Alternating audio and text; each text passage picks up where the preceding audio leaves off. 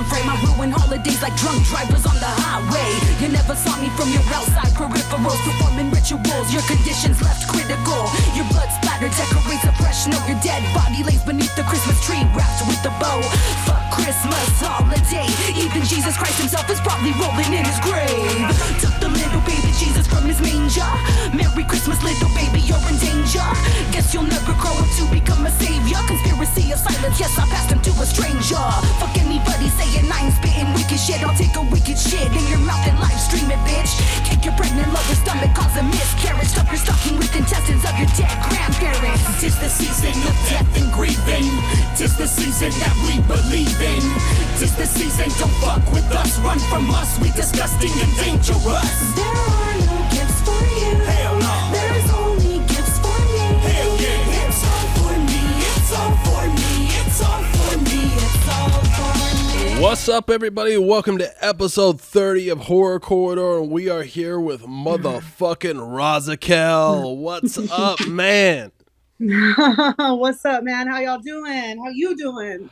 I'm doing great. I'm just astonished to be in the presence of the fucking queen of the wicked shit right here. Oh, stop. Stop. I'm excited to be here, too. Thank you for having me. I'm sorry it took a minute to make this all happen, but it's finally here. Episode 30, it couldn't be more epic, I think. I think it was worth the wait, too, because over that span of it's been about a year, I'd say, since I started talking to you. My notes for you have changed so much because just of what's happened in your career. There's a lot to talk about, so we definitely are going to get into it. There's always shit happening, man. Yeah, constantly with you. Like, you're very, very active, and like after all these years, I think that's really. I mean, it's a really, it's just a really good story to see somebody still be doing it and be doing it as hard as you are. And thank you.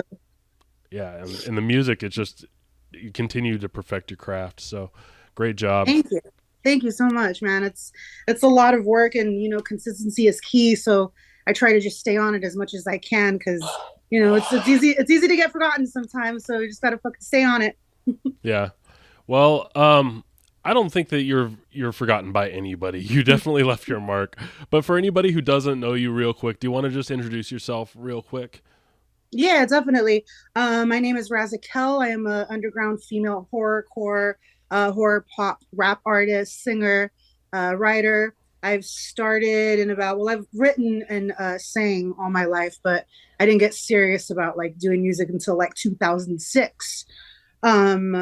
And yeah, I mean, I've been in this game for a fucking long time. I remember when the genre was really literally nothing, you know what I mean? And now it's grown up to be the monster that it is. So I'm really, I'm very humbled to have been in the game for this long and, to see the come up and, just be in this thing. But yes, I run a label called Shrunken Head Entertainment.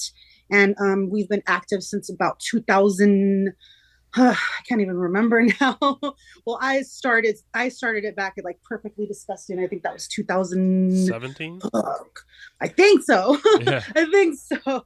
So it's been a wild ride so far, but yeah, man, I've been in this since 2006, and I'm an old ass woman, but I'm still here. Hell yeah, that's awesome. Yeah, you kind of have these different eras of your career. Your sounds change. Your lyrics change, but I would definitely say that you are one of the pioneers of, when it comes to horrorcore, the filthy, the disgusting, the taking it way too far. You were doing it before almost a lot of people were doing it. So what kind of got you into let's just push the envelope? To be honest, to be completely honest, is when I started getting into horrorcore and underground music, the females that were doing it at the time, I just thought they were kind of weak. You know what I'm saying? I'm like, dude, I don't. Do you have any names? Are they still playing? Hell yeah. Fucking, so back in the day, Tally Demon, okay. Illegal, Mistress, all of that shit. Okay. All that shit from way back in the day. I mean, kudos to them, for the time that they were around and popular and shit.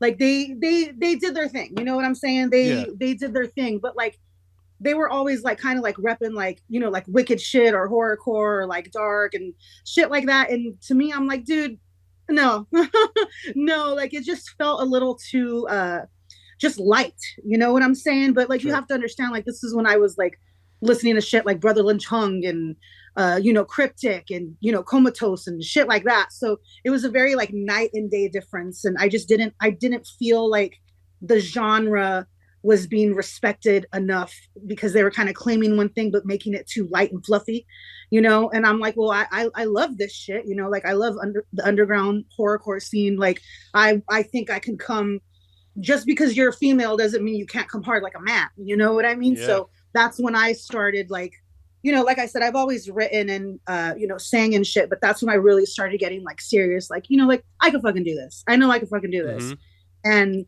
I started, and it literally was like, it happened fast. Everything happened really, really fast. I started like 2 or 3 songs, and immediately it launched. Like immediately people wanted to start collabing with me. And, you know, I think what really helped too was that, you know, because I was from this genre, I came from this genre. So like artists and shit, it was really like natural to start fucking with people and doing collabs and shit, because I just didn't pop up out of nowhere. You know what I mean? Yeah. Like I was kind of known. Like I remember being on like a low key street team when he was on like Seventh Seal and all that shit. Oh, nice. You know what I mean? So like I definitely come from this shit. But yeah, like not dissing the females or anything from back in the day, but you know, if anything, there it's inspiring. You They know inspired what I mean? you Like, for competition for sure. Exactly. And you That's know, like I don't important. really like to look at it as competition. I just felt like it was only fair to like kind of just represent the genre a little bit more fucking like with balls, bro, you know? Yeah, yeah, and you definitely did. And one thing that I thought was like very inspiring, like Murder Potion your first album. Was very Yeah. a very impressive first album. Thank Yeah, you. like, and that first song, I hate it now, but yes, it's there. that first song actually, like my wife, who isn't quite like a juggalo or into like horrorcore, like totally, but she said when she was 13, one of her friends played her the first song off that, and it just like terrified her, but it also kind of like really piqued her curiosity. It's Yeah, like, yeah. I really wish I found your music when I was like in that age, like, because that would have been fucking nuts. You know what I mean? But Yeah. yeah. So how old were you when you recorded that album? Oh shit. Well, I don't know. I'm really bad at math. So that was 2006, and I am 38 now. So I don't know. Yeah, I don't know. Yeah. Some math. A minute. Yeah, I was okay. like 12, maybe.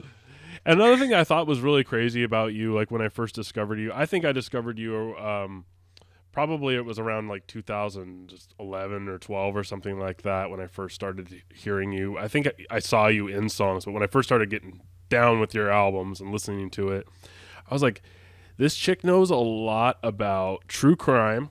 And I mean, like the nitty gritty true crime. You're not just talking about Jeffrey Dahmer and stuff. Like, I remember what was the list that killed his family? What's that guy's name? I forgot his name. You mentioned him on one of John List, I think is his name. Mhm. You mentioned him on a Slice Girl song, and I'm just like, how does she know about this stuff? You know what I mean? Or like even on your second album, Madness and Despair, Night of Mortem, you're talking about August Underground, or Yeah. and you talk about Megan is Missing on Megan Cake. I think it was only a couple years after that movie came out, and not very many Yeah. people knew about that movie at the time. So you just Mhm. blew my mind that you were like throwing out these references that not a lot of people did. So what got you into Right. like underground cinema and like gore films and stuff like that? And you still watch it?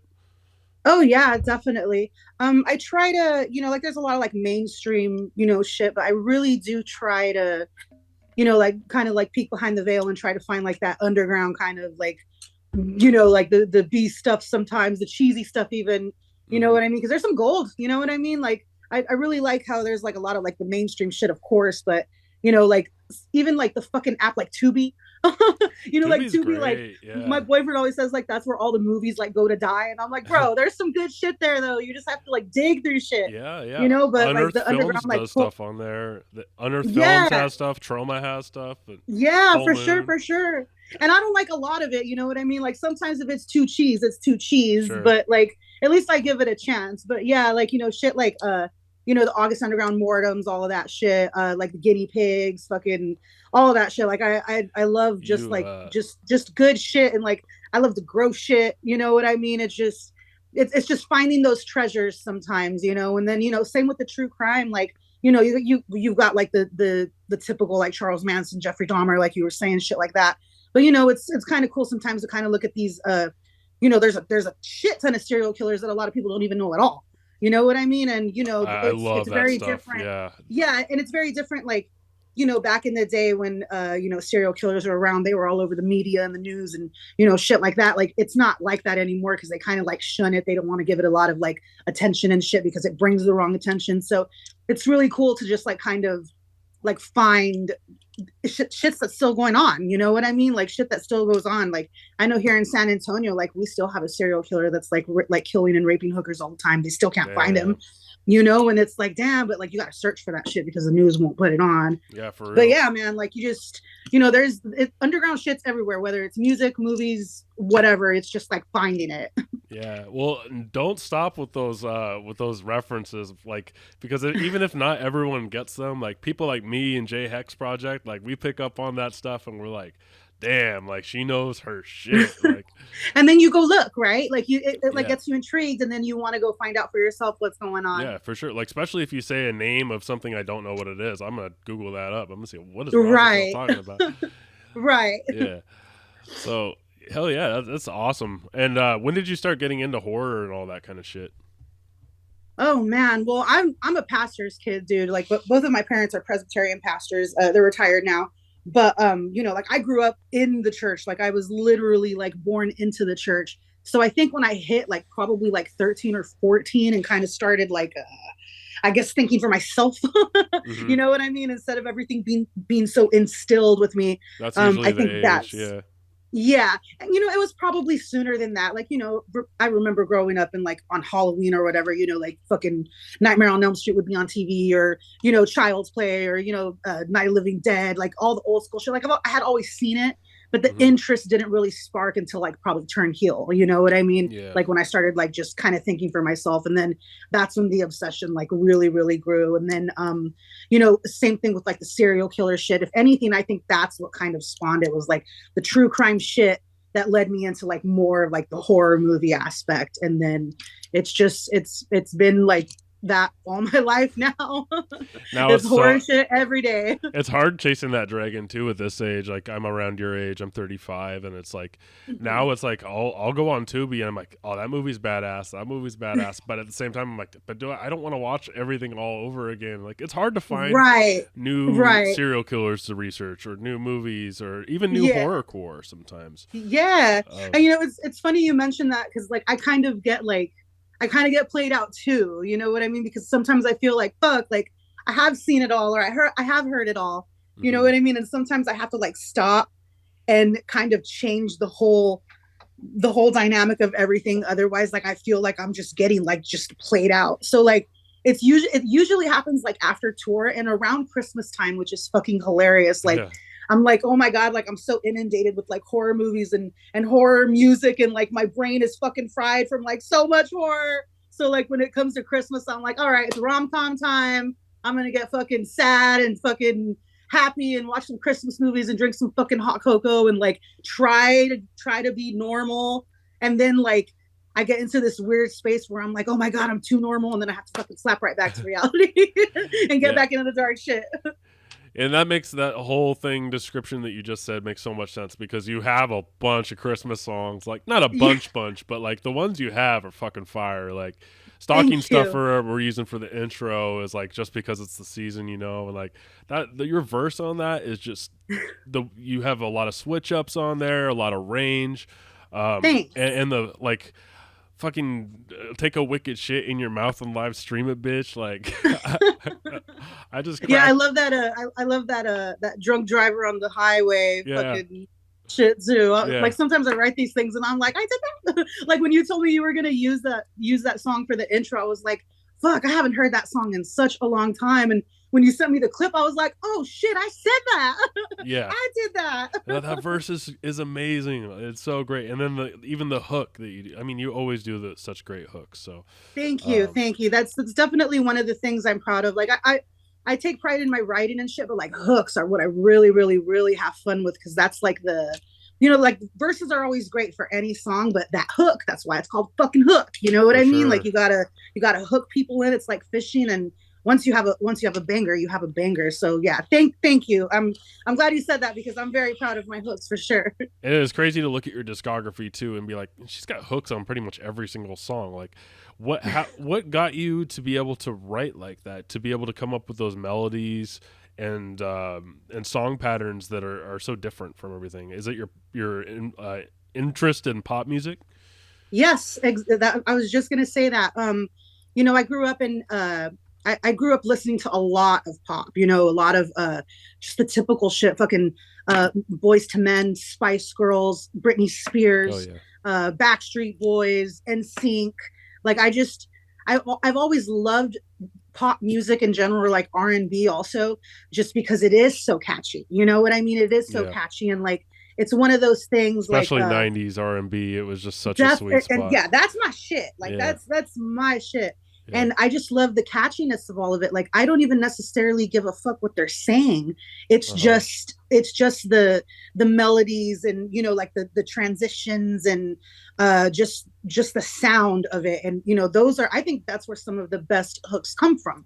You know what I mean? Mm-hmm. So I grew up listening to that, and then like sometimes I would like kind of change, like I'd use those melodies and change lyrics to mine, and then that kind of started with the writing. You know what I mean? So like, yeah, I sometimes I'll sit there and like look at a hook and be like, oh, they constructed it this way, they did it this way, they did this way, and I'll take ideas from that and try to make it my own.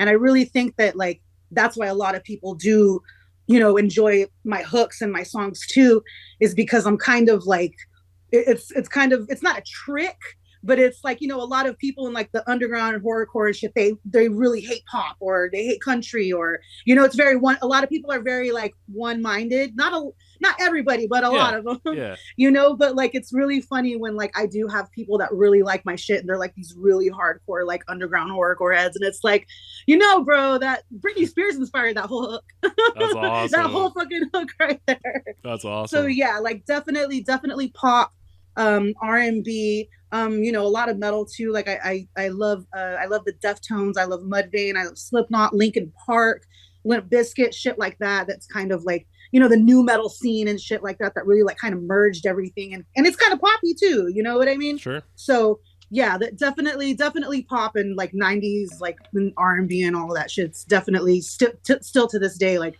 I was listening to fucking Ariana Grande like all today. Cool. Well, it's crazy because like you look at like you have these, sometimes they're covers, but usually they're not. Like they're more like homages on your albums. Like for example, you have "Look Into My Eyes" from Bone Thugs. You covered that. Yeah. And like, but you changed the lyrics up, and that was fucking fresh as hell. Thank you. You had the Ghetto Boys song, "Mind Playing Tricks on Me." You did that with Cryptic. That was sick. Yeah. And then Stitches from Orgy is like. Do you remember when you did that? You changed the song title though. Yes. I think it's turn down the voluptuous.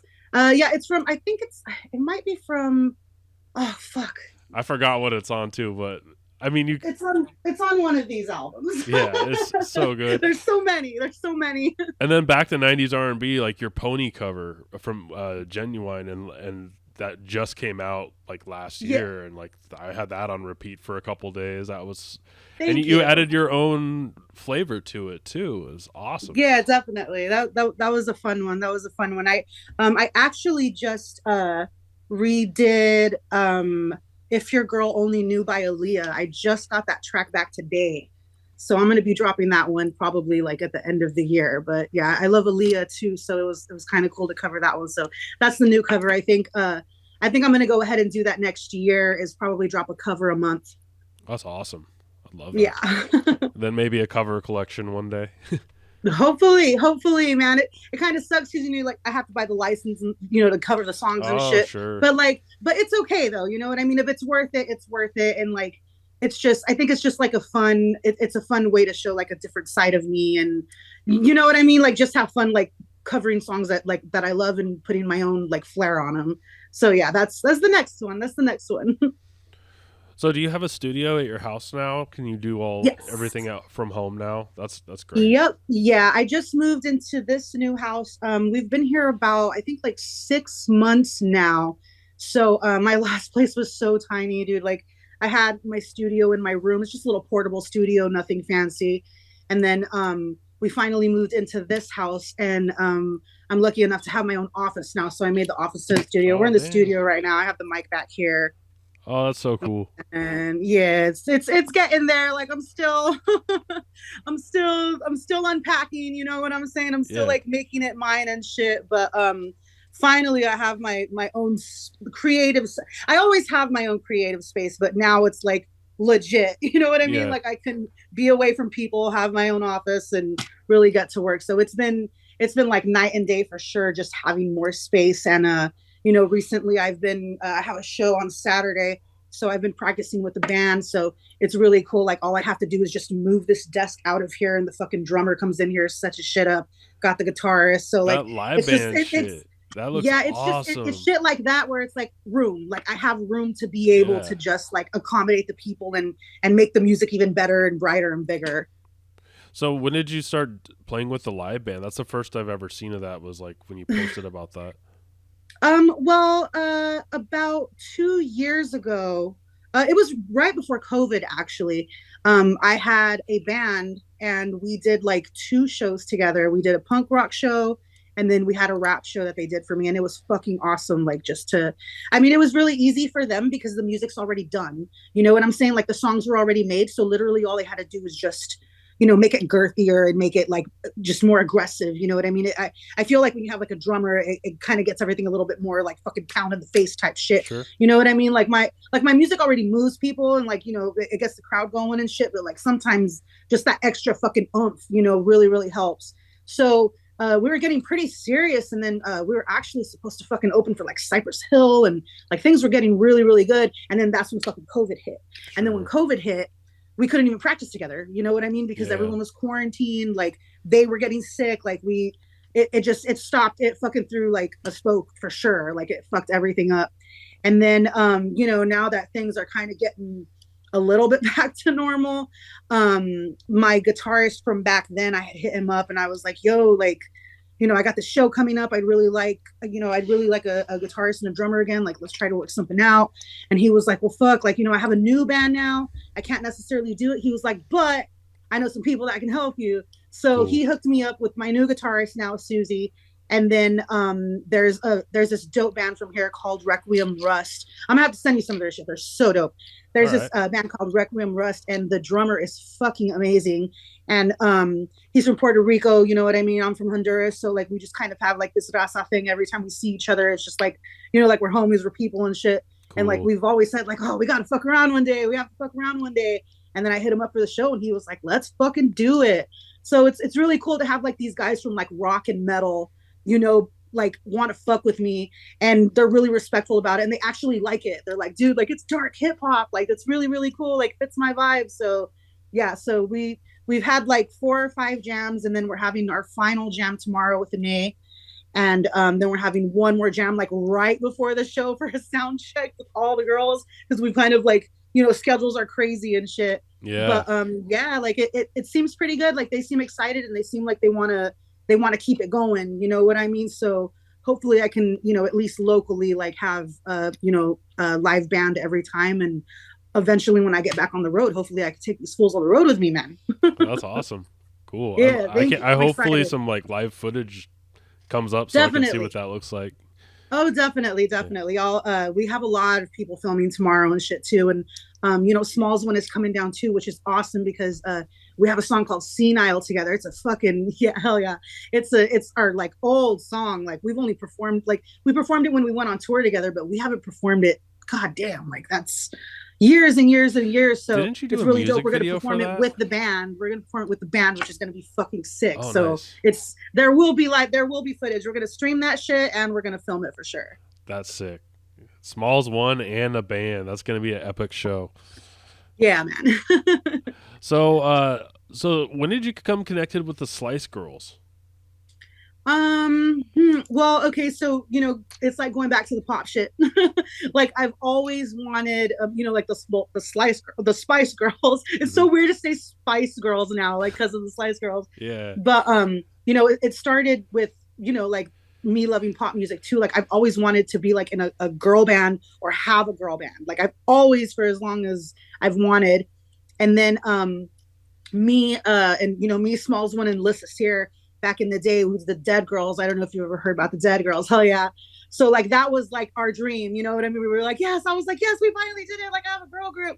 But like they were their own artists, you know what I mean? Like so it was really hard for all of us to like kind of like keep it going because I do my solo shit, they do their solo shit. You know what I mean? So we dropped the one album and then kind of went our separate ways, still stayed friends and everything, but like we just did our own thing. And then when I moved back to Texas, because I lived in Ogden. I moved from New Mexico to Ogden, Utah, and then from Utah I moved back to Texas. When I came back to Texas, I was looking for a female hype girl, and a homeboy referred me to this girl, and she became my hype girl. And then at shows, I started doing shows with Hard Jaws, and this was before like she even Team She even existed and shit. And Jaws, his girlfriend, which is DJ Kitty, well, wife now, she would be doing like the DJ and stuff. And I was like, dude, like it'd be cool if like I had a chick DJ too, like a hype girl and a DJ. And I hit up Kitty and I was like, dude, like, like, do you want to be part of this? Like, let's do some shows together. And she's like, yeah, like, let's fucking do it. And then, like things kind of changed. I replaced the old Slice girl because she was just, kind of lazy and didn't really like keep up with anything and didn't really have like the heart, you know what I I was mean? wondering about that. I was like looking at old pictures and I was like, wait, that's not Annie. Yeah, it's not an A. No. That was the other one. But I replaced her, and then well, before I replaced her, that's when Kitty started hyping me because Kitty was just like behind the computer, you know what I mean, Mm. just pressing buttons, doing her thing and shit. But when I got rid of the one Slice girl, she started stepping up to the mic and really, really coming hard with it, and I'm like, good, like we put that confidence in her, like we built her. Mm-hmm. And then I remember we did a show in Dallas, in Fort Worth, and Anae, she opened the show, but I was late to the show, of course. I was late to the show. I didn't get to see her, but my merch guy was like, dude, like this girl, she opened the show and like she was fucking awesome. Like you have to check her out. And I was like, okay, well, like where is she? And he introduced me to her, and me and Anae talked like all night. Like I didn't even hear her sing. You know what I mean? Like we just talked all night. Like the vibe was really, really fucking great with her. And when I got back home, that's when me and Kitty were kind of talking about like, because we had some songs with the old Slice girl, but I was like, I don't want to. I want to delete them. I want to completely do them because Are I those don't. anywhere to hear? Or? The only one is on. I think it's the first. Of course, No, the truly. only one is on. What is it? It's called Shut Up Bitch. It's on Perfectly Disgusting on my Oh album. It's yeah, called perfectly Yeah. disgusting. Yeah. It's Shut Up Bitch. But besides that one, like and then we had Tiffany too, but I completely wiped that one off because I'm very it's just out with the old and with the new. Like if there's like things from my past that like I'm not like necessarily like with anymore, like I just dead it and I start over. Oh You yeah. know what I mean? Like, and I know a lot of people don't really understand it, but like it's just how I am. Like No, it's my discography, first of all. You know what I mean? I that's don't want it there. smart. It doesn't Like have to shoot be there. forward. You know what I mean? Like Definitely. And it's a moment in time, and the people that were there that know, you know what I mean? And sure. I think it's better. I think it's better that way. It's kind of like a gem of a moment, Yeah. But anyway, so Anae, like me and her started talking, and then when I got back home, I was like, yo, like send me some of your music, like send me your SoundCloud and everything. And she started sending me shit, and I'm like, dude, like they're like the potential's there, like the potential's there, like as opposed, like her and Kitty are very, very different. Like Kitty, we kind of had to like mold and kind of like push her, you know what I mean? Like not in a bad way either, not in a bad way. But like Anae was kind of like already like seasoned and knew what to do, but like they both like helped each other. You know what I mean? Like they And both A had seems different. like a trained musician almost. Oh yeah, she is. She definitely is. But like when it came to the Slice Girl shit, it's kind of like I had to kind of like push her just a different way. You know, like she already Yeah. knows what she's doing, but when it comes to like the brand and the idea that I have for this girl group, I kind of have had to like shift her a little bit to, oh, this is great, but instead of this, say this, or instead of or get grimier with it, or double time, or let's teach you how to go faster, or let's do some tongue twisting, or you know what I mean. So And I it's can been tell really like cool. their styles kind of rub off on you too, because I've also Yeah. noticed like over the last few years, like you've kind of got like some NA style singing and some NA style rapping and like some Kitty style rapping and stuff. And like I love how all of your guys' styles bounce. Sometimes I'll hear a song from you guys and I won't know which one of you guys is throwing down because like and sometimes you guys will go into completely different voices. You know, it's great. I Oh love it. yeah. And that's dope too, you know, like yeah, we all rub off on each other, and that's definitely something. That's why I wanted a girl group, you know what I Mhm. mean? Because I love what I do, but I think it's very important to like kind of take a break of my solo shit sometimes, to kind of just like experiment and do something a little bit more different. You know what I mean? Like it's essentially the same, but it's different when you're in like a group setting. So like we'll all write together, you know, like we'll give each other pointers and shit. And you know, it's been cool. Like I remember like Sheville and shit, like like I predominantly wrote like a lot of it, you know what I mean? I wrote a lot of it and kind of like trained them what to do. And then like towards the end of the album, they really started like shining and like doing their own thing. And then when we did Sliceylvania, they were like way more involved, you know. And then like now like these random singles that we've done, like you know, we did Build a Bitch, and then we did the La Llorona one, shit like that, like on La Llorona, I don't even have a verse on that one. I just do the hook. You know what I I mean? Like was I was like, wondering y'all, about that. yeah, I like, and I like that because Maybe that was I the want to one where I show. was saying you sounded like Annie. Yeah, no, it was just them. I'm only on the hook. Like I thought it was. I think it's important to kind of just like let them shine a little bit. You know what I mean? Like let them do their own. We have another song called Near You too, that was on the Plexus Collective. Same thing with that one. I don't have a verse. I just do the hook with them, you know. And I think it's just good. It gives them a better time to like fucking shine. And then when we do these live, it gives me a break to fucking breathe. For sure, for sure. And You I know, was actually just gonna ask if are they ever gonna do anything without you, just them two. But that kind of answers my question, is that they already kind of have. yeah, definitely. And I want them to, you know what I mean? Like I want them to. I want it to be like, of course, like Razakel and the Slice Girls. Of course it's gonna be Razakel and the Slice Girls always, but like when it comes to like the live shit, like it's nice to just take that break, kind of watch them and you know, do their thing, and then just kind of, you know, pop in when I want to. It'll probably never be like a fucking like complete solo set, you know, like I have to fucking be in there. But you know, for the most part, I am giving them a lot more shine. Because I want them to be better. You know what I mean? Like I can't always be in everything. So yeah, they're too talented. They're too talented, very talented women. And man, they got my back. Like these girls got my back. Like they will jump for me. You know what I mean? Like I can't fucking ever take that like for granted and shit. So they're the ones, man. Those are my mains right there for sure. That's awesome. I'm really happy to see that everything's going so well with it. But Thank you. switching up the subject a little bit, you sometimes you take it very, very dark and very disturbing. You go places a lot of like King Gordy doesn't even go sometimes. Um, but have you ever offended your friends or family, or like lost any connections or anything like that because of your lyrical content, That's a or good question. even professional connections, maybe? Um, yeah. I know I've definitely offended some people, like my mom, for example. Remember, pastor, fucking For chaplain sure, now. that's the main thing I was wondering about. Yeah, like she's like, why do you have to say things like that? You know, like murder potion, for example. She's like, why do you? We never did that to you. Like, she's like, why do you have to say things like that? And I'm like, mom, it's just like it's a shock culture. You know what I mean? Like, it's a shock to the brain. Like, I say these things to fucking make people think, to fucking Yeah. to put that shock in your brain and think like everything's not all fucking daisy and roses every day. You need that balance. You know what I mean? Like you have to.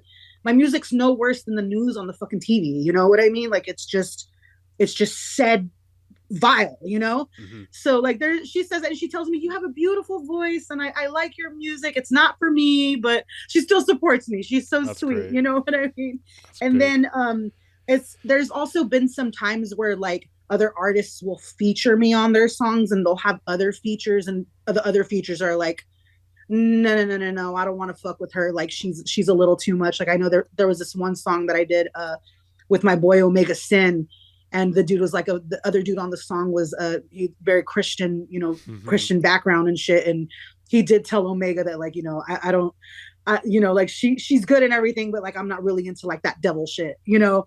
And All I'm right. like, well, sorry, bro, it's just me, sorry. But yeah, and I'm sure there's other people offended out there. You know what I mean? Like it's most I see it every once in a while. Like, oh my god, how could she say that? Or you know, like certain words that people, you know, certain words people don't like or whatever. And it's like, you know, I'm sorry, but it's just that's just me. You know what I mean? Yeah, Like yeah. that's Razakel. That's the character. That's her. That's just how it's always going to be. So if you get offended easily, you probably shouldn't be listening to begin with. Exactly. And like, don't, yeah, it's not something you listen to with the family or anything. I always, Right. yeah, Right. I've made that It's mistake not family before. time music for sure.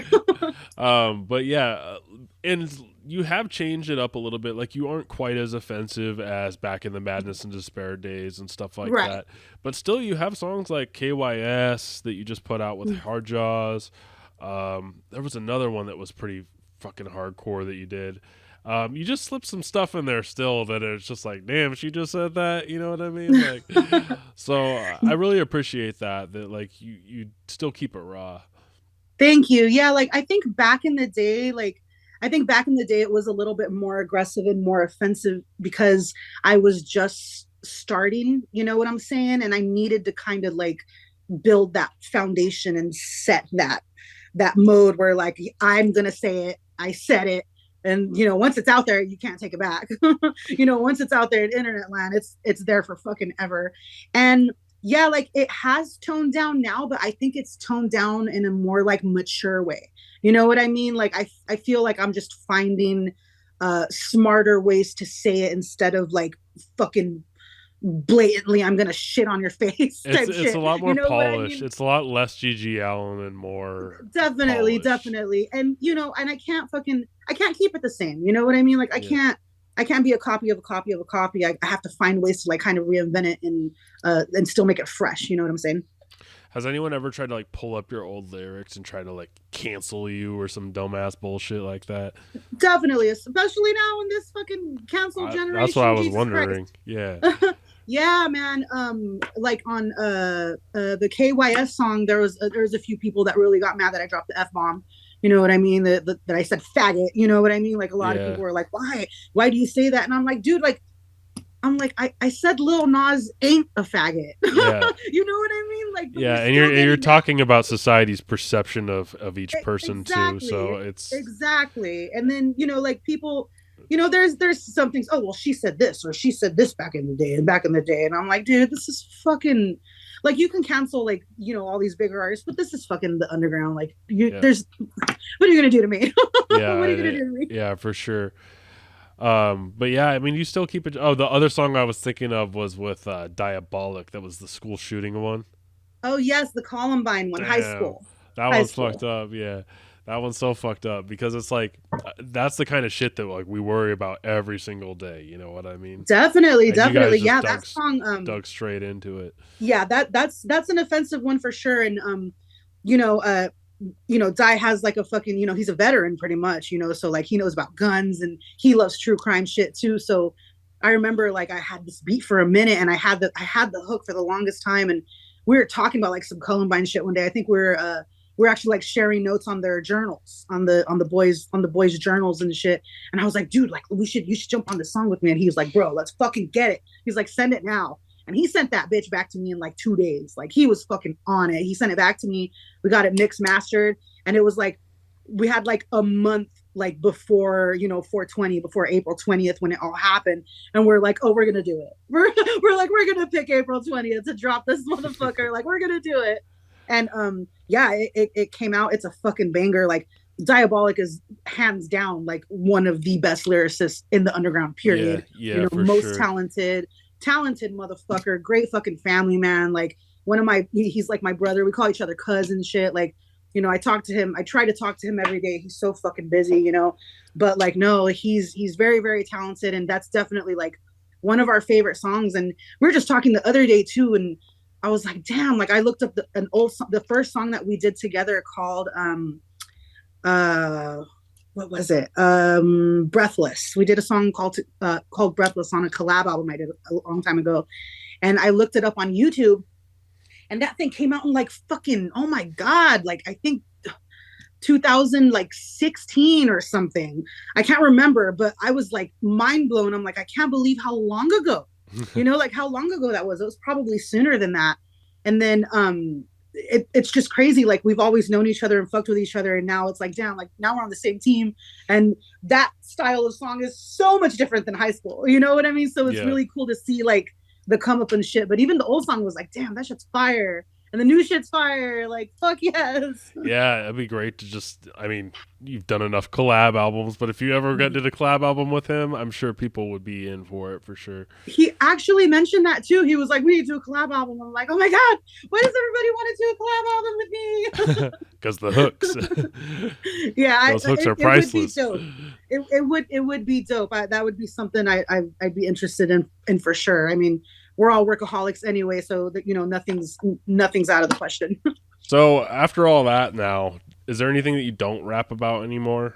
I guess like I'm not a like a self-help rapper, if that makes sense. You know what I mean? Like I know there's like some rappers out there that are like really like inspiring and you can do it, and you know what I mean? Like you got this, almost like conscious rap. I'm not one of those. Like I am in a way, but it's just the way that I say it. If anything, I'm like, fucking do it. You could do this shit. Don't be a bitch. Yeah, you know what I mean? You're very assertive. As opposed to like, as opposed to like some other people where they're like, oh, it's okay. You're going to be fine. We can cry together and pray and, stuff like that. Like, I don't think I could ever like go that route. Like much respect to like people that can do that, but I'm not really like, I'm not that sympathetic, I guess. You're just old school. I think that's just like kind of the old school way that rap was. Like we used to listen to rap to empower ourselves, like to listen to sit in the car and get fucking amped up.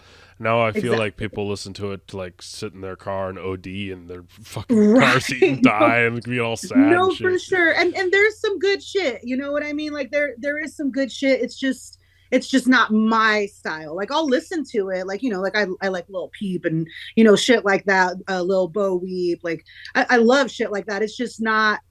It's not what I would do like for my listeners. Like I don't want my listeners to feel sorry for themselves. I want them to feel more empowered. Yeah. So you have dabbled in like some trap style music and stuff like that over the years and stuff. Is that a direction you like going in, or is it just something you experimented with? Yeah, I like it. I definitely like it. I enjoy it. Like I really try to do like as much as I can. I like to tap into anything, like it challenges me, you know what I'm saying? So yeah, I definitely do like the trap shit. I'm actually working on like some more newer shit right now. So yeah, like it's fun. It's in, you know what I mean? And it's just cool to like kind of make it my own, because a lot of it is like, this day it's like a lot of like mumble rap and fucking type shit. So it's kind of cool to like get into it, kind of do my own thing, and but still like show like homage and respect to the actual genre as well. Do you ever miss like the old school style horrorcore? I know you're a huge Among the Dead fan, which is Cryptic and Creepy X, and like, do you ever miss that era? Oh, definitely. Do you ever feel like there's a way to like rejuvenate that sound and bring it back? Man, that's a good question too. I don't think so. You know what I mean? Like, I think it's definitely like some of that shit was definitely just like a moment in time. And like there's still, like Comatose is still dope and still has like that old school vibe. He's just getting better and better. Oh, definitely. He's super talented. And then like Creepy X, like we did a track last year. I think it dropped around this time too.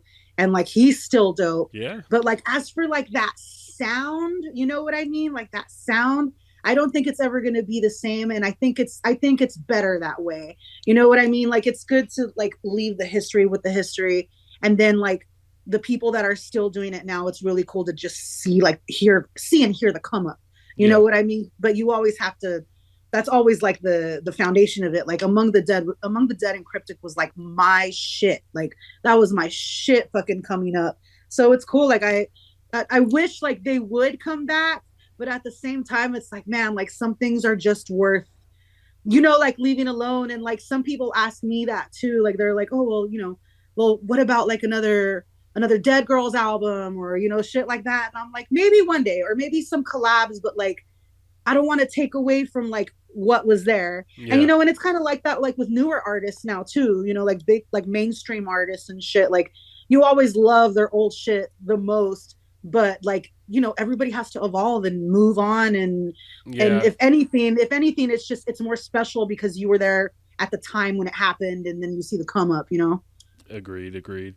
There are a few groups that keep it old school. It's like, have you heard NBK, Natural Born Killers? It's like Yeah. Defect and all of them. Like, Yeah, yeah, definitely, and they definitely. just have like every track's got a bunch of different people on it. Like they keep it old school still, and like Yeah, definition of insanity and stuff is cool. definitely.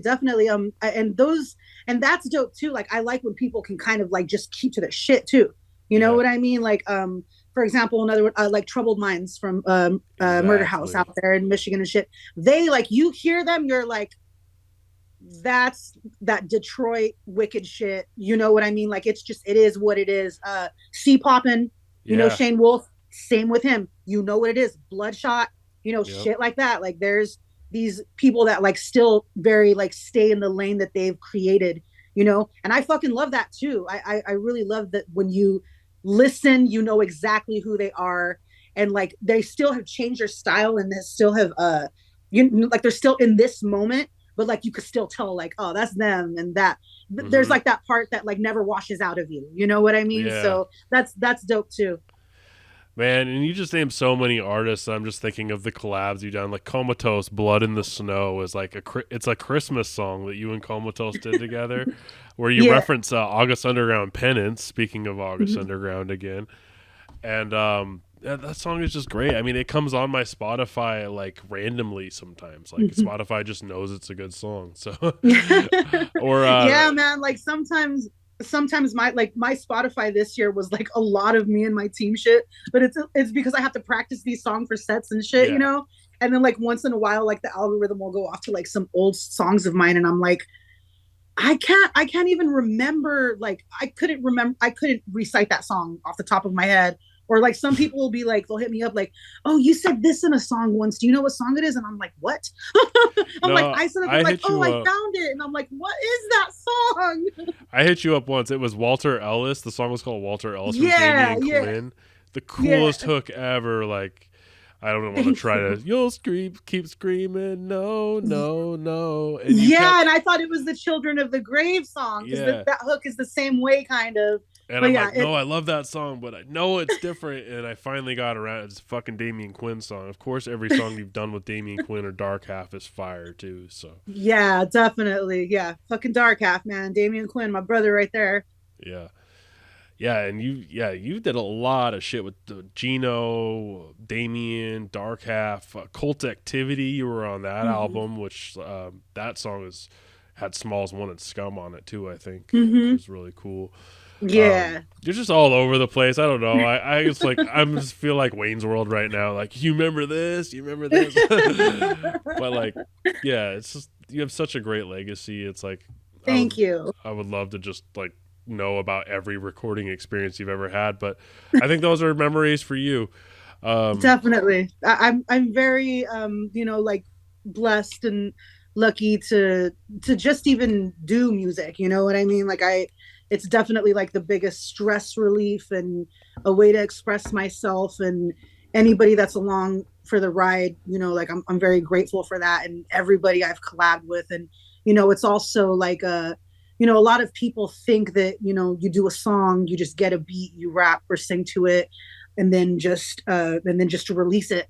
But it's not. It's really, really not that simple. Like there's a lot of preparation into coming up with the ideas, to writing, to doing patterns, to melodies, to switch ups, to rapping, to singing, and then finding the producers with the right beats, and having stems, and then having engineers that do vocals for do my vocals, and then they want the stems to make the beats with the vocals, and then it's figuring out the release date and giving people their splits and promotion. Like it's literally not just recording and dropping it, and it's really cool. Like when I have when I have company here that stays, and they see me getting to work, and they're like, damn, seeing you work and how this goes, like even back and forth, like getting songs back and forth from like producers and shit. They're like, man, they find a new appreciation for it, because it's a lot of work, you know what I mean? Like it's not just me, it's literally my producer, my my engineers. Like it's a whole but that work ethic, I think, is definitely something good for the younger people to see, because I don't think a lot of them have it. And I mean, you said you're 38, right?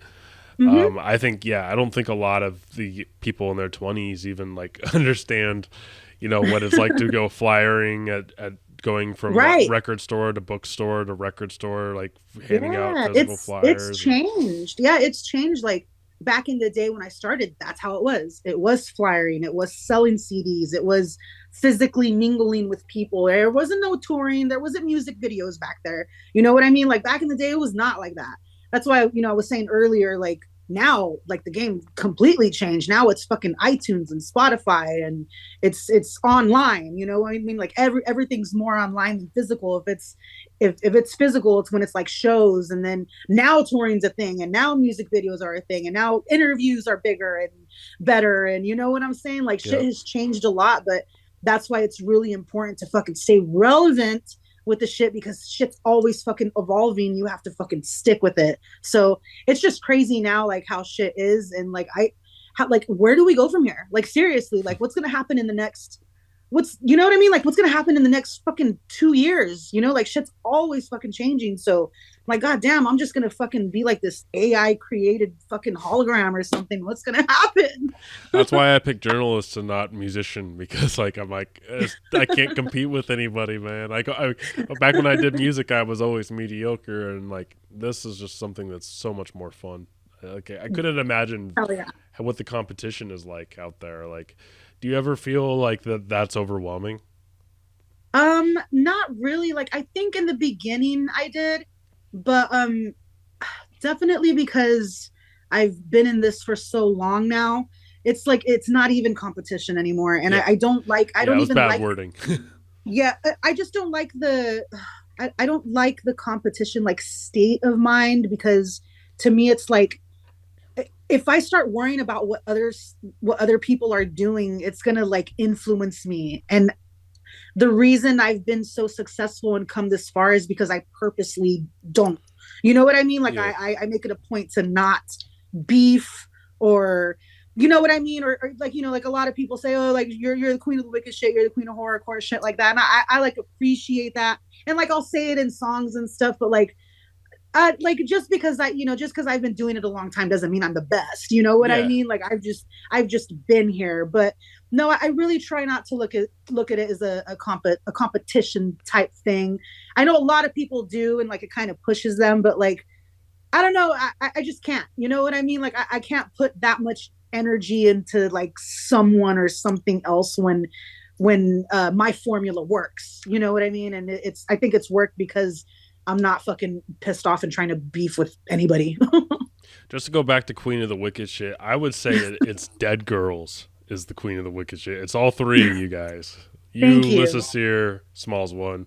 I just don't think either of you guys are like, you have your own strengths in your own departments, but you all bring something new to the table, and you keep the genre strong, and you have for years. So yeah, I'd have to agree, man. I'd really have to agree.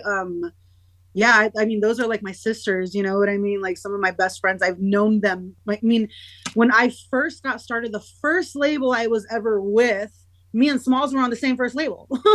Oh, cool. We were on the same label together, you know what I mean? And like I met her when I started, and that was like 2006, 2007. We lived in Albuquerque together. We'd hang out together. Like I remember when me and her wanted to be roller derby girls, and we bought roller skates and fucking roller skated in my backyard on like a little piece of fucking pavement. We would just skate in circles. That never happened, obviously. But yeah, like there, you know, and then Lissa, I always had a really good relationship. Like that's when I was living in New Mexico, and then I started fucking around with like Murder House and KYP and Stitches, Mental Ward, Troubled Minds and shit.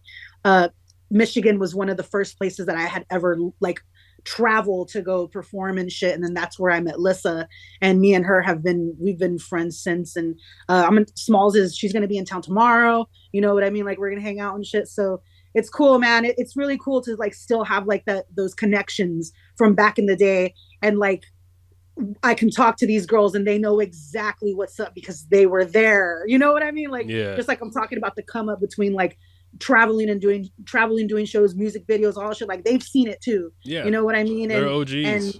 Yeah, definitely. And you know, and Smalls, you know, both of them, like they've stayed, you know, relevant and you know still very talented. And you know, LSP's my people too. So it's just it's really cool to like still have those connections and just know that like they're both a phone call or a fucking message away. And you know, we got our backs, like we got each other's backs. Like it doesn't matter if we stop talking, like once we fucking link back up, we link back up, you know what I mean? So it's been really, I'm very, very grateful to still like call those girls like my sisters and my friends and shit, because they're fucking amazing.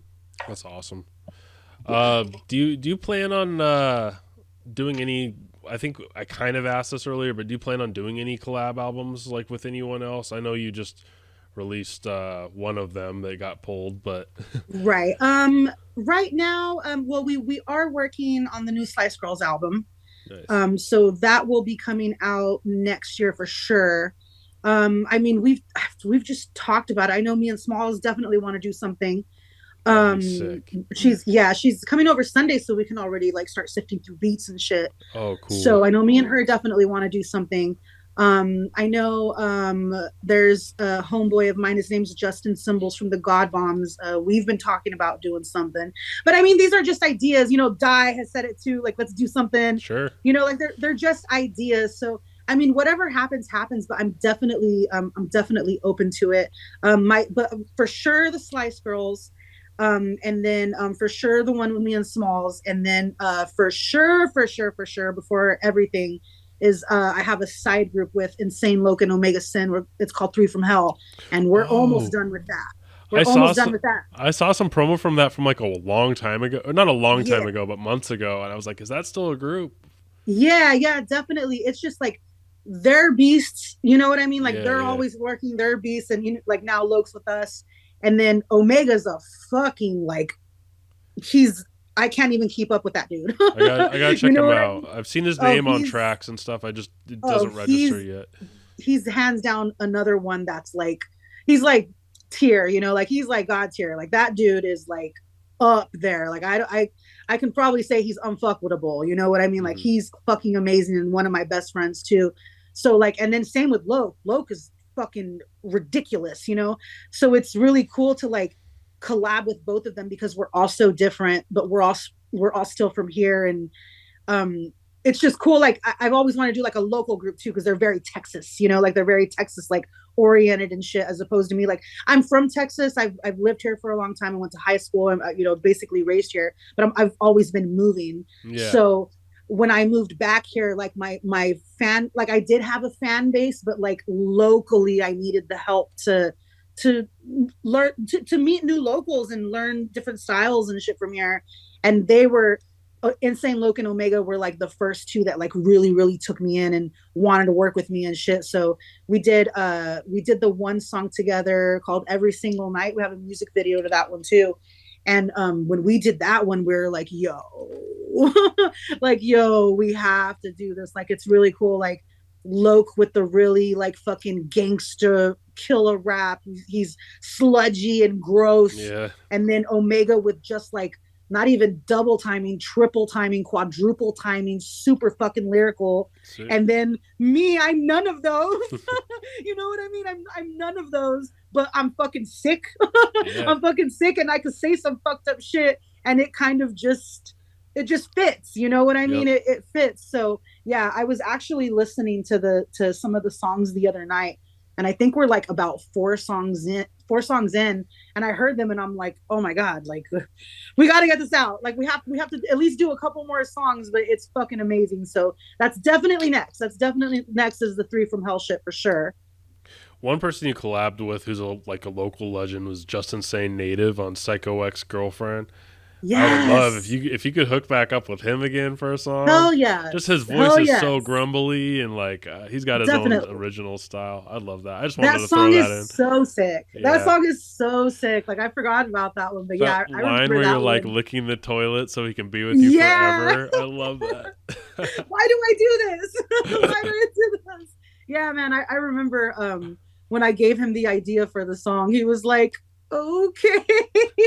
Because yeah, he's not sick. He's not a sick rapper. Right. Yeah. But he definitely, and that's another thing too, is like, we're talking about hooks.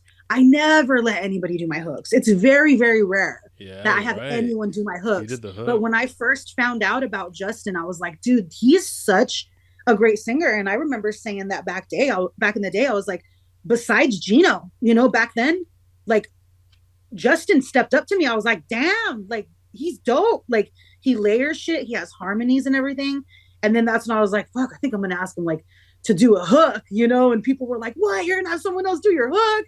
And I was like, dude, but it's Justin, like, and he like it's crazy, like the verses are really, really sick, but he toned down that hook enough to where it kind of just added that dynamic of the story. You know what I mean? So it's cool. I fucking love him, and yeah, we'll definitely work together too. We did another song for his album too. I think it's called like Moth to a Flame or Yeah, something yeah, that's too. a good And one. that one was really I fun have too. But that yeah, he's CD. yeah, hell Yeah, yeah, yeah. He's a fucking incredible artist. One of my fucking dearest friends. And every time we're out there in Oregon, right? He's in Oregon, I he's in think. Oregon right now. I think. Yeah, every time we're out there, he takes care of us. His family takes care of us. All the fans. Like he's a little rock star out there. You know Hell what I yeah, mean? he Like is. he's a rock star. Every time like we'd go to the store, you know what I mean? Like they'd be like, "Oh, Justin, Justin," I shot a So music video with him, and like he was on a cipher, and I'd never heard of him before, and his verse was like so fucking good. Like I was just like, yeah. this dude, I gotta like. So I just went to every show I could see him at afterwards. Oh yeah, he's an amazing like performer too. He's Yeah, and like and his heritage and his culture and all of that shit. Like he's definitely like one of my greatest friends. And he's met my family. He's had dinner with my mom. My mom has fed him. You know what I mean? Like he's definitely fucking family for sure. hell yeah, I'd love to see that matchup again. Definitely, definitely. Me too. Good idea. Thank you. I should be taking notes over here. Are there any female rappers, horrorcore rappers that you don't think are getting enough shine? um, it's really crazy because when I first started, besides like Smalls and like the other ones that I mentioned, like like there wasn't a lot of female rappers. Period. You know what I mean? Mm-hmm. But it's crazy now how there's a ton. Like now it's like it's not even that niche anymore. Like there's chick rappers everywhere, and I think that's dope. I think Mm-hmm. that's dope. But at the same time, it's hard, man. Like it doesn't matter. None of this is easy. It's not easy for a dude either, but it's still pretty hard for a girl. You know what I mean? Yeah, but But right now, people that aren't getting and I don't think I'm not saying they're not getting love like in a bad way. I just think like they do deserve a little bit more recognition. Like I think like right now, we'll definitely, I definitely want to see my girls get more recognition. I want to oh, see for Kitty real. and Anae. I want them to get more recognition because they are both very, very talented. Um, there's another female artist right now who I love, Babel the Demon. Hell Babel the yeah. Demon is fucking sick. She's a past And guest of the show. I'm a huge fan. yeah, she's awesome. And like I've always liked her music online and shit. And I actually heard of her through Bad Mind because he was doing some of her production and Mm-hmm. shit. And then I don't know exactly how me and her like started talking. It was probably just Facebook shit. And then I found out that she was just in Austin. I'm like, dude, Austin's only an hour away from me. Like, how do I not know this girl? And then I asked her if she wanted to be on excuse me, I asked her if she wanted to be on the She Fest Texas. I was like, can you come out here? Like, I'll give you a 15-minute set. And she was like, hell yeah, like that'd be fucking awesome. She was like, like I have to She was like, I'm gonna take the bus out there or whatever. She was like, is there a way like you guys can like pick me up, whatever? And I was like, yeah, like we picked her up, we brought her over here, like did our makeup together and fucking her Oh, and so HB were cool. like sharing each other's or sharing each other's music to each other and shit. And like just I tried to make her like feel really at home and shit. And then we did the show and she did really good. Like you could definitely tell like she's just getting started, you know what I mean? But I Yeah. love that. Like I love seeing like just like those, like it's just like a seed growing, you know what I mean? Like I The really like that. voice on So her though, it's like Portishead or some shit. Like it's yeah, she's so very good. different. And that's that shit I like, you know what I mean? Because I've heard it all. You know what I mean? Like Hmm. I've heard it also, like when I heard her and she calls her genre like die soul. I'm Yeah. like, dude, I fucking love that, you know? I love that you're calling something your own because you believe in your product. You know what I Yeah. mean? You believe in it. So yeah, like we're definitely gonna fuck around with her more too. HB the Grizzly, of course, like she's Yep. already fucking killing it. But Yeah. like her too though, like she's just getting started. Like this girl is, her confidence is everything. Like when she was on She Fest too, and she stayed over here for like a week so we could do that Bloody Hands music video and fucking get some work done and shit. And like just her work ethic and like she's a fucking professional, you know what I I saw mean? her So like gathering footage. It was extremely epic. she is like, I'm getting the chills thinking about it right now. Like Yeah. her come up to me is incredible, and she's just, it's just getting started. That's why Yeah. I'm like, I like get so flustered sometimes because I'm like, oh my god, like how can it get better? How Yeah. can it fucking get better? And like And then she's gonna be writing some hooks too in the horrorcore scene. Like it seems like a lot of people are putting her on their hooks now. Like she's kind yeah, of like hell yeah, following in your footsteps on that. hell yeah, I fucking love it because she's not very like, she doesn't really rap, you know what I mean? Like she's just more like singy songy but like still aggressive, and that grit in her voice, don't nobody have that grit, you know what Hmm. I mean? Like that rock star fucking grit, like she fucking kills it. And then let me see who else. She's also doing a project with Lilith the Sinful, and Lilith is out in Denver, and she's really good too, and she can sing too. And I've seen they're doing an album together, and I've seen them perform together. And I think it was like at Gore Fest, and I've seen them work together, and I'm like, man, like it's very impressive if you can be on a stage with HB the Grizzly and hype her. You know Yeah. what I mean? Because Yeah. That's a lot because of lot of next power to to. HB, Yeah. yeah. Hell yeah. And they just got here. Hey, NA. Hi. We're I'm just a, talking I audio. gushed earlier about big fan of your vocals. I am. Oh, thank you. Yeah. I appreciate that. I worked really hard on them, so Oh, I appreciate that. it's amazing. I'm glad you're part of the She team and adding Oh, that flavor. You telling me? I'm very, very glad to be a part of the She team as well. Very blessed. Very, very blessed. Hashtag blessed. Hashtag blessed. I'll catch up with you here in a little bit. Yeah, you're right. Yeah. I see you recognize me now, bitch. Okay. So I was Okay, I think wondering we're- how you ended up getting a makeup kit, and do you still have okay. it for sale? Yeah. I have a couple. I think I have like 2 more palettes here.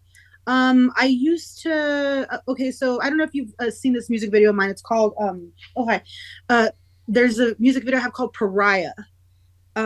So that music video was filmed at like one of San Antonio's haunted locations ever. This house is from like the fucking, I think like the 17 or 1800s or something, but it's old. It's like it's on very haunted land, you know what I mean? Like a bunch of natives got killed over there. The water flows a different direction, like literally it's fucking weird out there. This place is called Victoria's Black Swan Inn. And every weekend they have like little like markets, like vending markets and shit like that, like mostly like like people selling like lotions and Yeah. whatever, you know what I mean, Like fucking mini soaps, all farmers that markets. shit. Yeah. Yeah, exactly. So it's local shit, which I fucking love, flea markets, all that shit. I love that. And one day we drove up there to go check it out, and there was just this girl selling her own makeup that she made, and her makeup was called All Eyes on Me. She's like a huge Tupac fan, so like all her colors and the names and shit, they're like based off of it. They're named after his songs, and like she uses his quotes on all her like That's dope. packaging, and I it's like really that. really dope. I'd And probably she told wear me that. Yeah, and she was like, like I make custom makeup. Like if you don't see your colors here, just tell me what you want and I can literally do whatever you want. And I was like, you got something here. And I was like, well, shit. Like, I was like, can you do like my own like custom palette, like colors I want and like build them up and we could put like some stickers on them, make them real cute and fancy. And she was like, fuck yeah, let's do it. So she gave me a really good price and hooked me up. And me and her name's Victoria also. And like, we became friends and business partners. And yeah, it's pretty much whenever I need her. So like the palette that we had. So I had the one that came out, I believe it was with my Spanish album. And then me and the Slice Girls did one for Sliceylvania. And it was like two eyeshadows and then like a glitter and like a highlighter. You know what I mean? And it was just like, it was just a four little palette, but like it did really well. And we've actually been talking about the next one that we want to do for the new album too. So yeah, that's definitely something really, really cool. And then I don't know if you remember from back in the day too, like I used to have a lip gloss way back in the fucking day. It's called like Femicidal Bitch or something. It was way back in the day. I had a lip gloss. So I had done it before, but now, everything's changed. And eyeshadow, I fucking love eyeshadow, obviously, and shit. But yeah, that's definitely one of like something I'm very proud of to like have like, like in my catalog is like a fucking makeup palette. It doesn't really have anything to do with music per se, but it's still cool to just have that. It helps the merch game, like anything helps the merch game at this point. Yeah, and then like shit like that at the merch booth and shit. That's something cool for like people at shows that if they don't even know your music or whatever, they're like, oh, makeup. Yeah, well, they want they want to support you, but they have way too many T-shirts. You know what I mean? Right. They got all my shit, so they'll get something else. Yeah, exactly. So going back a little bit and in the present, what's your favorite old record of yours and your favorite new record? Maybe new being like Perfectly Disgusting and Forward. Yeah. Okay. Good question. Damn. Old album, probably. It can be like if you want to say a Manson Theory or Dead Girls, that counts too. But right. I mean, probably for when it comes to the older shit, it would probably be like Femicide. That's a good one. Yeah, I really love Femicide just because of the fucking the content. You know what I mean? The content of the fucking just of the women, like it's like a women empowering, but it's not too fucking whack. You know what I'm saying? Like it's more like strong, I had so much fun with that album. Like that album, I remember having like female serial killer books and just like literally like I was in college, like little footnotes and bookmarks, and like it looked like a fucking crazy ass Bible, notes inside. And that one was really, really fun. I delved into it, and then I think that was like my third or fourth. That's Concrete's favorite record from you, by the way. Of course. That was my third album, so like it was very three's my favorite number, I told you that. It was my third album, so like Murder Potion was like the beginning. Madness and Despair was definitely like, okay, I'm getting there. And then Femicide really felt like the one where I was like, okay, this is it. Like this is how the platform's gonna be from now on. You know what I mean? Yeah. Like I felt like, because you remember back in the day, like that album has like fucking 20 songs. No, like, your old albums are so packed. Like I know, and so a lot of people's were. A lot of people were going for like 20 songs, skits, fucking intros, outros, fucking interludes, all of that shit. Like it's different now. But like, man, I look back at that and I'm like, man, that album's it was really good for what it was. Like, it's a little cringe sometimes, but like, I could tell like the progression, And then after that one, let's see. Well, the newer one is probably Even in Death. The newest album, they always become like my favorites. Yeah, Even in Death is so good. Thank you. I'm still unlocking that. I always call it unlocking, but when you re-listen to like get new lyrics and new beat patterns in your head, so I'm still kind of going through it and getting it like locked into my brain because it's still right.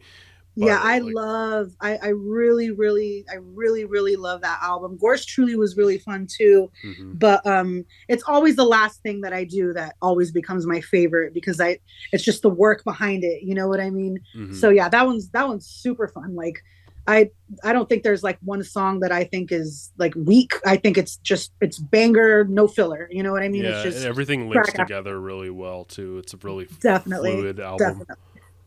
definitely, Um, definitely.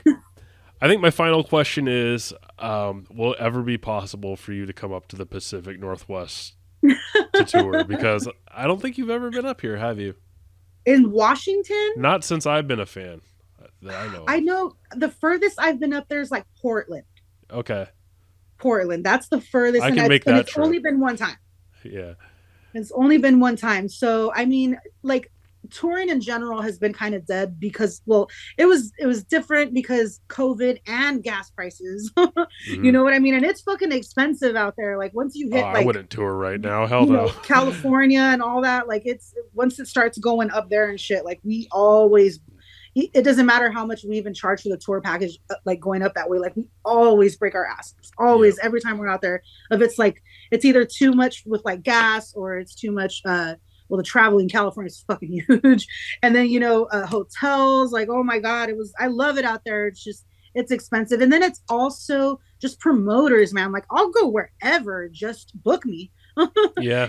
So if I could just find like the right promoters to bring me out there, I would totally. I have no problem going. It's worth it. Like it's worth to break to go out there. So hopefully, man. Like I'm not touring right now, obviously, but I'm trying. I definitely want to next year at least like a mini run and then like a full national tour. I'm hoping to do that, but if I can, I will. I want to. I definitely fucking want to. Oh, hell yeah.